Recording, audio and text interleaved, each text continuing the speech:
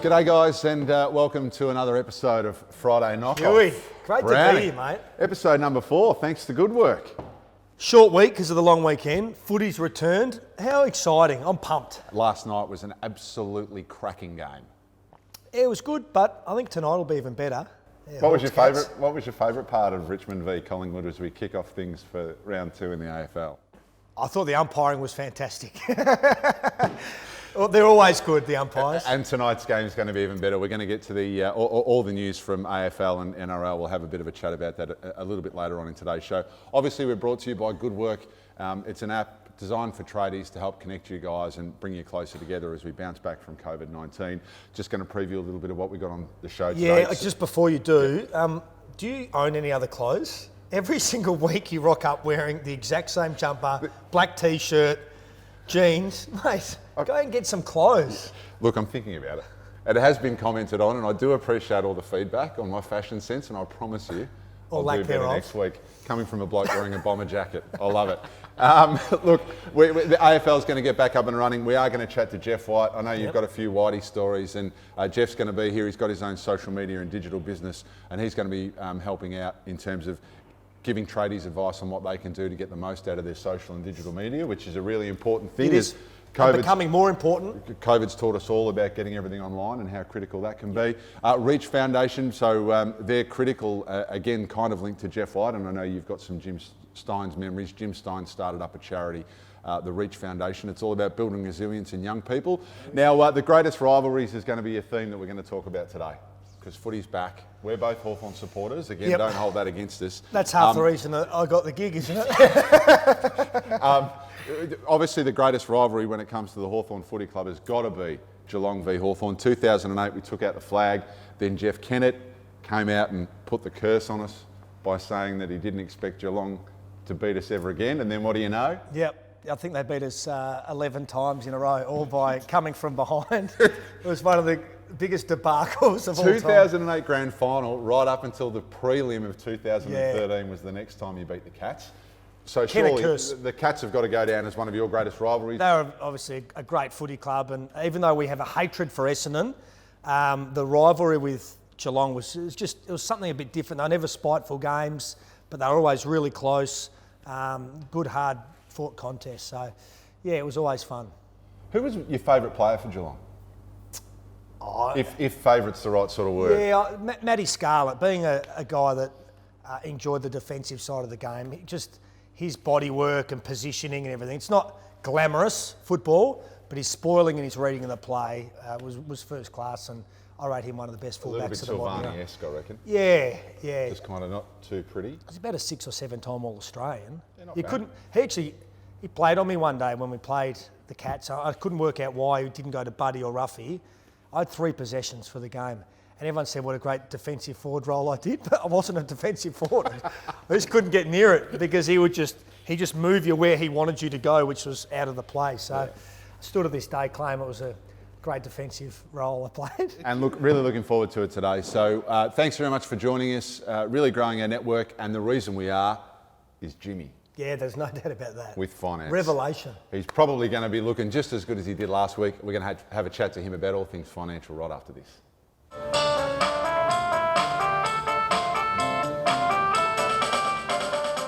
Welcome back, Friday Knockoff. Thanks to Good Work, Hewy and the Brown Dog. And we are with one of the greatest finance people of all time. We've talked about how much the audience is just growing every time he opens his mouth. So Jimmy, very quickly, a recap of Home Builder. We talked about it last week.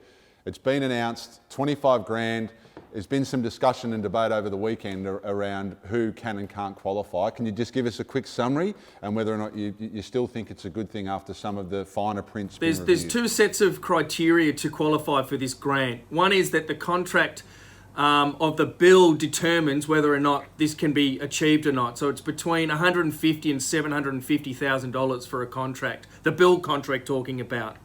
So if your renovation or your new home is within those 2 brackets, then yeah, you can qualify. And then the second criteria is the income of the individual who's applying. Remember, it's not the tradie, it's not the builder who's applying, it's actually the property owner who gets to make this application. Now, their family income has to be under 125,000 for a single, or the family income under 200,000 to qualify. So if you meet those two criteria, the application on the Treasury website is there for you to take advantage of. And so how realistic do you think that is, Jimmy? Because I think a lot of people are saying, well, if you're making that amount of money, how real is it that you're going to be investing either sort of, the 150K in a reno or buying a new joint for 750? Or is that not really our call to make? I just generally think it's really focused in on the new build sector, or established homes, but a significant change to your family home. They effectively don't want people just fixing out one bathroom or one kitchen. They want the build to be more substantial. Then here's a little bit of help to get you through that. That's all it is. Yeah. Jimmy, one of the first things that the government announced 10 weeks ago was that they were going to reimburse the last 2 quarters of your BAS directly back into your bank statement, bank account. Has that been done yet? Would everyone have that money? Yeah, it's been rolled out. The PAYG cash boost, essentially what this is that for the March and June quarters, the PAYG on the taxes on your staff's wages is going to be reimbursed up to $100,000. Okay? And it's coming through various forms. The first 50 is being applied as credits, but on the March and the June quarter. So if you're lodging wages with the tax office on a monthly, it's even been applied on the month of April and the month of May as well. So those credits are coming back either as a credit against the money owing to the tax office or cash straight into your bank account. If we look at tradies, apprentices are probably a lifeblood. I mean, the next generation of employees are going to be critical, particularly for small, medium enterprise. What are the cash or financial incentives that are there available for sole operators or really small operators to incentivise them to put on apprentices, train them in the right way and bring them through the ranks? Yeah, so one of the initiatives along with the cash boost is the apprenticeship supporting package from the federal government. And what they're saying is if you have apprenticeship in training, you can get up to 50% of his wages reimbursed over the next 3 months, for 3 months. Okay, so essentially it caps out at $7,000 a quarter, okay, but there is a 3-month program to help people keep apprenticeships in training. So when you're talking about $7,000 a quarter, I mean, I'm not sure the annual salary for an apprentice, but that seems to be a pretty large chunk of what you'd need to put someone on. They're trying to take at least half of the apprentice's wage out. Now it is capped on size. So not every business, it's businesses under 20 employees that are eligible for this. So we are talking about the smaller sized SME businesses, but the incentive is there to keep the apprentices working and trained to get us through this period.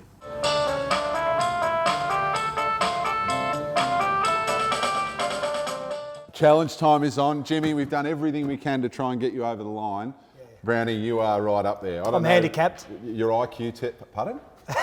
No, man.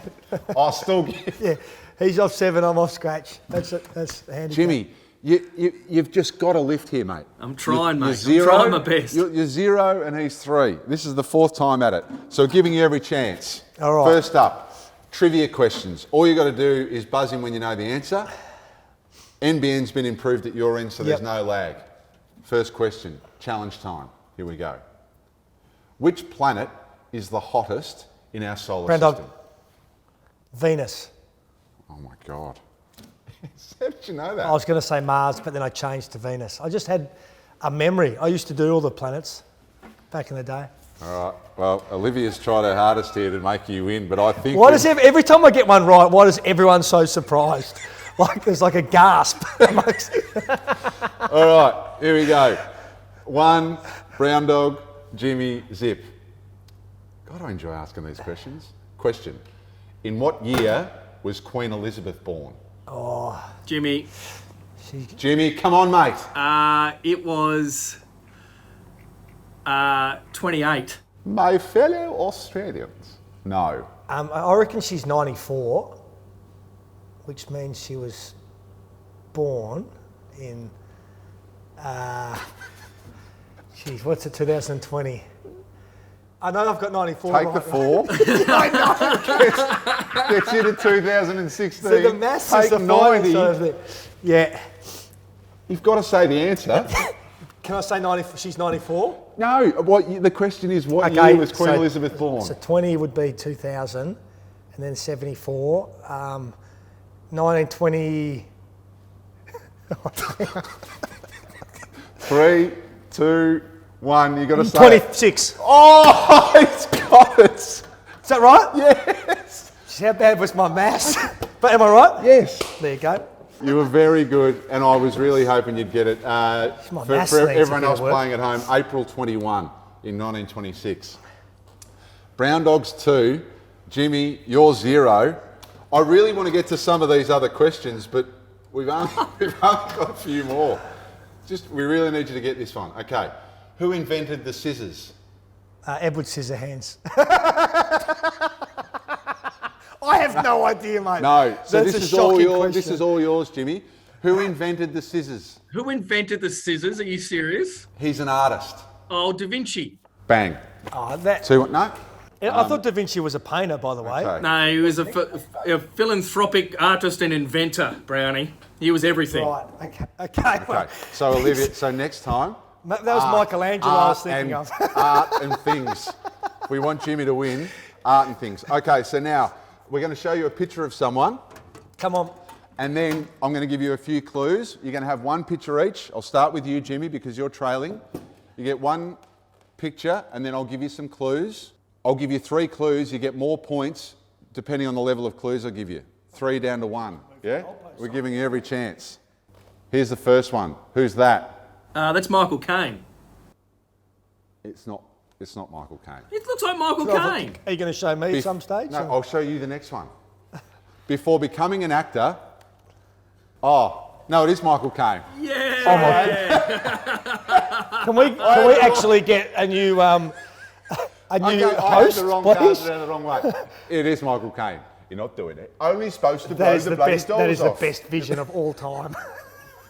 Oh, I mate. had the cursor in the wrong way. I wondered why Liv was looking at me like that. Okay, I'll do better. So you get 3 points for that. So well done. So now you're 4 Yep. and you're 2. Pressure's on, Right, Brownie. here we go. Can Here I we say go. the whole part of hosting this show? This should be the easiest part, and you have Okay. just slaughtered it. Here's the picture. Before becoming an actor, he was a bricklayer. Still for 3 points. No. A Scottish actor for 2 points. No. Oh, Sean Connery. Hello, Miss Blofeld. The name's Bond. Was I two? James Bond. Was that 2? 007. 007. Hello. The name's Bond. Well done, that's 2. So, 4 scores, 4 apiece. Wow, this is close. Okay. I'm half a chance. Okay, this is riddles. So again, first person in, and Jimmy, my mum is on the edge of her chair. Come on. Riddle. What 5-letter word becomes shorter when you add 2 letters to it? That's a really tough one, because there'd be 7 letters. But you, What 5-letter word becomes shorter when you add 2 letters to it? 3, 2, 1. It's short.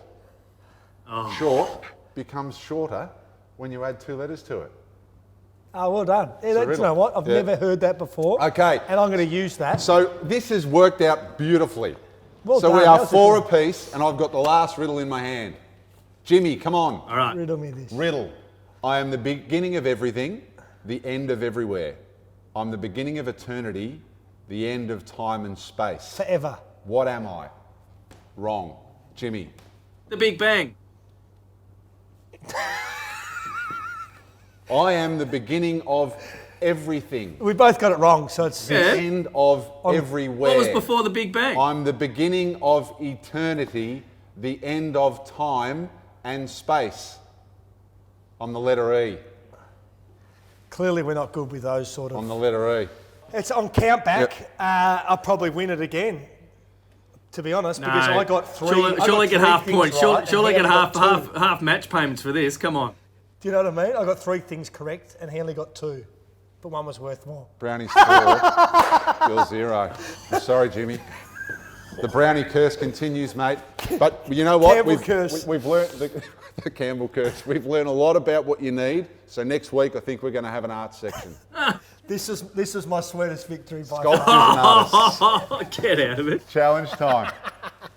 I can't believe he's done it. Hey, Jimmy, people can find out a lot more about you, and everything we've talked about will be in the show notes. We'll see you again next week. Thanks, mate. Good on you guys. Have a great afternoon.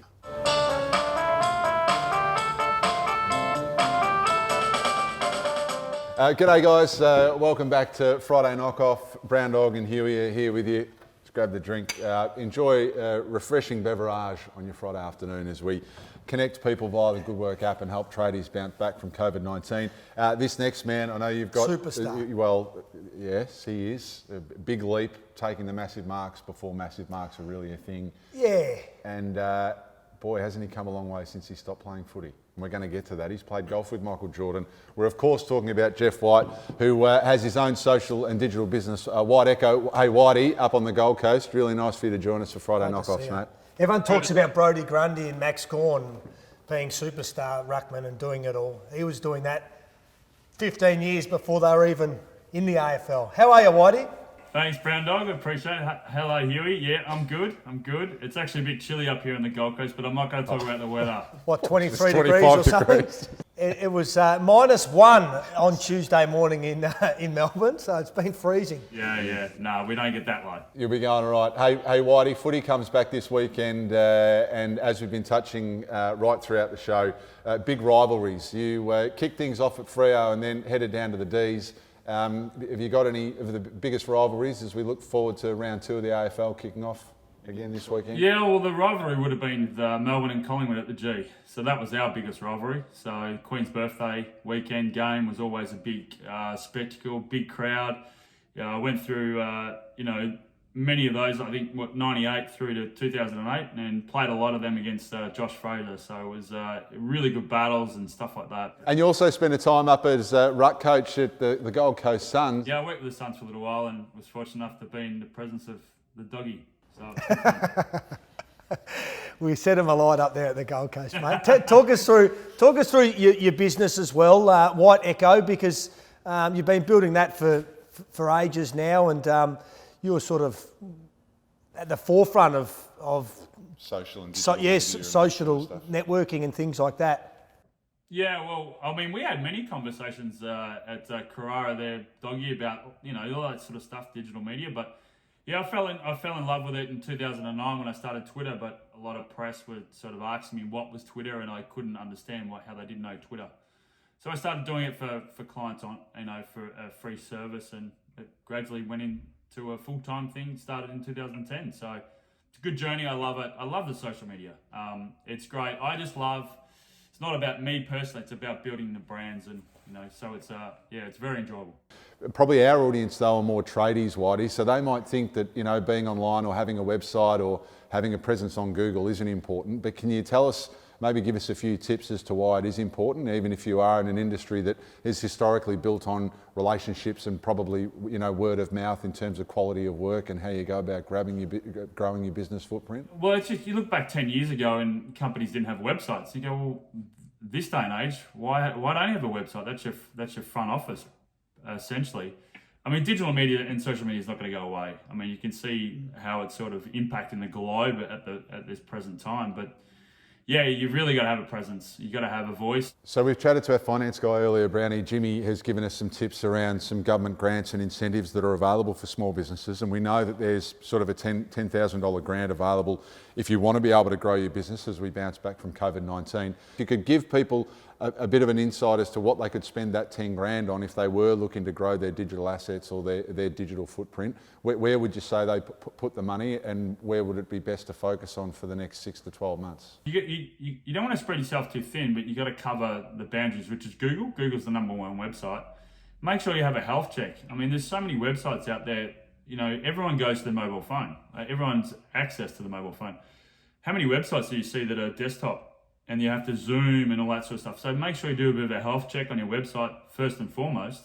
And then look at your social media platforms. Is it engaging? Is it consistent?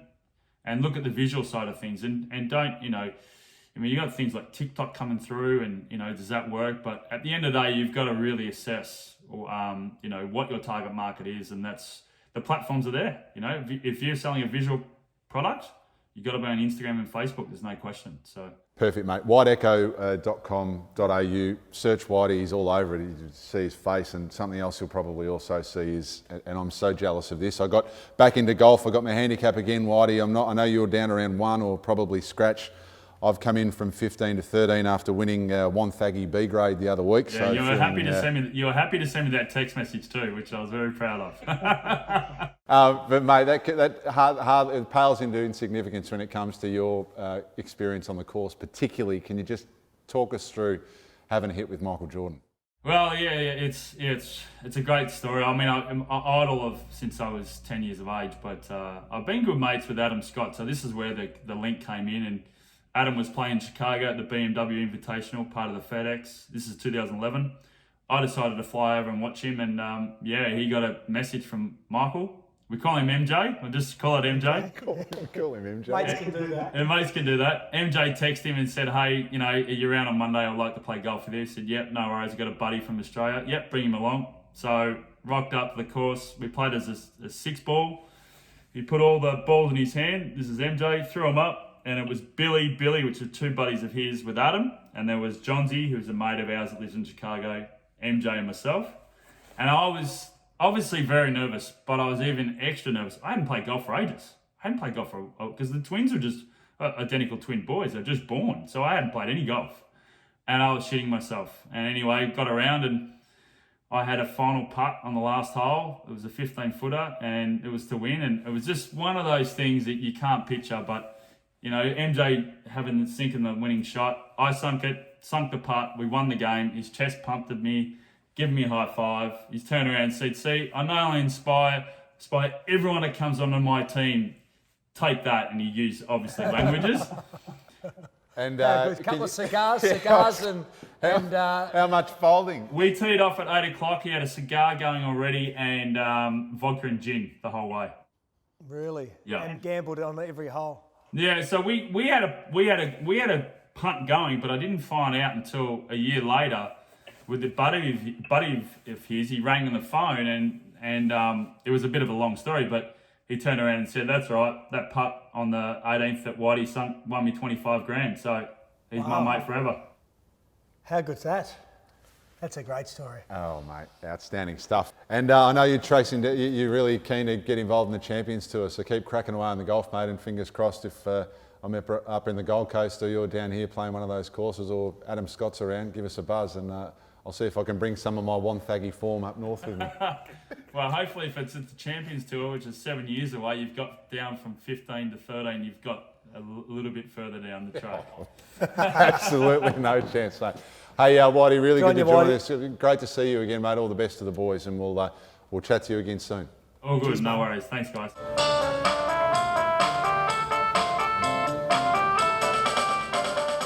Welcome back. Friday knockoffs. Thanks to good work. It's Hewy and the Brown Dog. And Brownie, every week we do try and have a bit of a laugh, but also there's a more serious side to sort of the idea behind the program. We really want to empower people and help them open up dialogue and have a bit of a chat. Mental health has been a focus for you since you left footy. I know you've worked with Headspace and a number of different organisations. As part of my role at the Reece Group, we're very heavily involved with the Reach Foundation, obviously started by Jim Steins, looking to build resilience in young people. And as a father of teenage kids, and no doubt you've got a fair bit to face with Boston when he becomes a teenager. A little bun.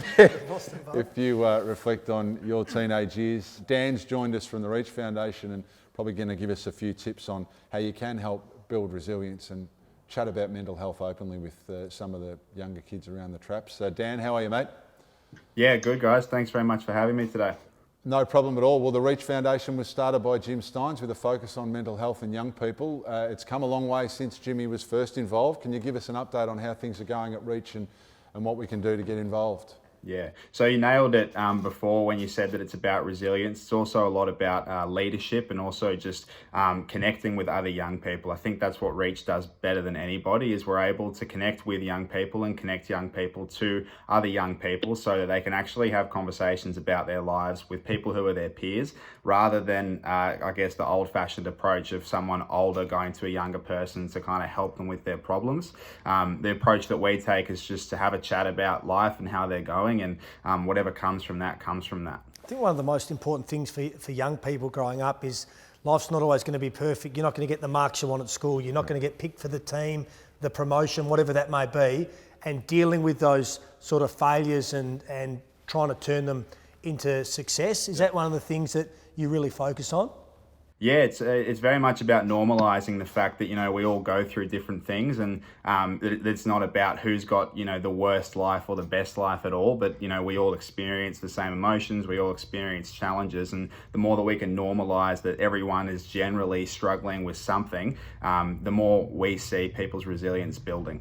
What about with social media? All young kids live in that world these days. Yeah, for sure. I think that we're having to accept that, social media isn't something that's just going to go away. And one of the benefits of Reach workshops is that it does allow young people to practice those face-to-face connections and face-to-face conversations.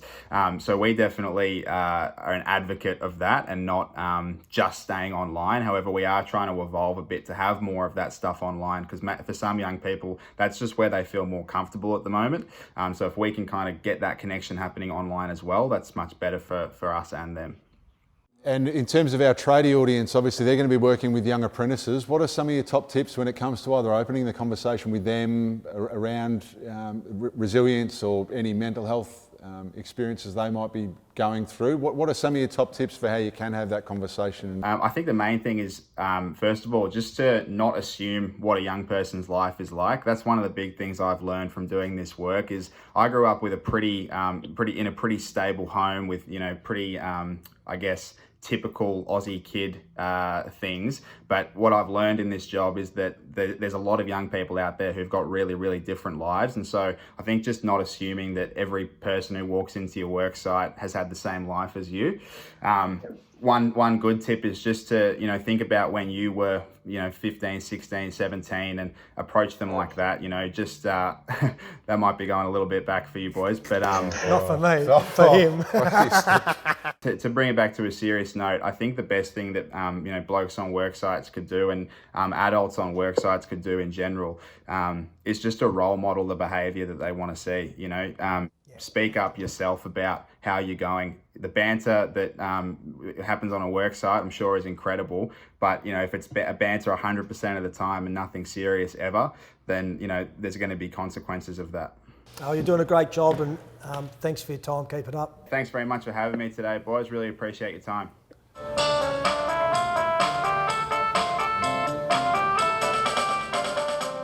Hey guys, welcome back to Good Work. And Brownie, something we tried that was a little bit new and fresh, sort of similar to you doing around the grounds or BT, sort of getting into the rooms. Thought we might go out and about on the job site. I like it. So a little bit of a twist on checking in and doing the tools. And Sam, in her rookie match last week, was pretty good. Back by popular demand. Oh, there's no doubt about that. Your second game. Do you remember your second game of footy? Versus Essendon at the G. Bit of a knot in the stomach. Were you a bit tense, a bit tight, a bit nervous? Was a little bit. Any highlights? I accidentally knocked out Blake Carousella. So, Right. Yeah. Okay. I'm not sure if Blake Carasella's there with you, Sam. I'm really hoping not, but good afternoon to you and looking forward to joining you on site. How are you? Good afternoon, guys. I used to be a big Blake fan back in the day, so but I'm hoping I don't get knocked out by him today. That would be very unlucky. And where are you, Sam? And we'll leave it to you guys to have a bit of a chat on site. Okay, so Miles, today I want to ask you some quick fire tradie questions. So let's kick it off with an easy one. What's your favourite tool? I'd have to say the circ saw is my favourite tool. You can use it all over site, many different applications there. How do you use the circ saw? Just make sure that you don't stand behind it. Stand next to it, make sure that someone's trained you to use it, because they're very dangerous, yeah. Good advice. Yeah. And so you run a bit of a job site at the moment. How many apprentices would you say you have here on a daily basis? So we have 40 to 50 different subcontractors, and each subcontractor's got 5 to 10 apprentices there. Yeah. Yeah. Nice. And because you have worked your way up in the industry, do you have any advice for an apprentice who wants to follow in your very big footsteps? I'd just say, just give it a go. It's not what you know, it's who you know. So get your name out there. If an opportunity presents itself, then go for it. That's great advice. Build your network. Yep. And last question, what do you do for Smoko? I try to bring my lunch to work every day, and then treat myself on Friday to a schnitzel roll or a couple of dimmies. Yeah. Dimmies. A couple of dimmies. Awesome. Well, thank you for your time today. And back to you guys. Enjoy a cold one from us.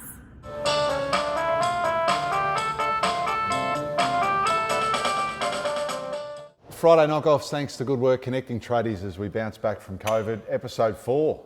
Another Done good and week. dusted, Brownie. Yeah. Who would have thought a month ago? We got some merchandise as well this week, so we're doing some giveaways. Share the show, add us at Good Work, and you'll go in the draw to win a beanie or two. Footy's back, can't wait. Geelong Hawthorn tonight, in front of the open fire. I know you'll be there. What's your other Mate, big I'm game looking for forward the to the weekend? showdown. Did you see the Adelaide boys during the week? It looks like they're ready to roll. So, no, can't wait. Enjoy the weekend. Yep, and we'll see you again next week. Cheerio.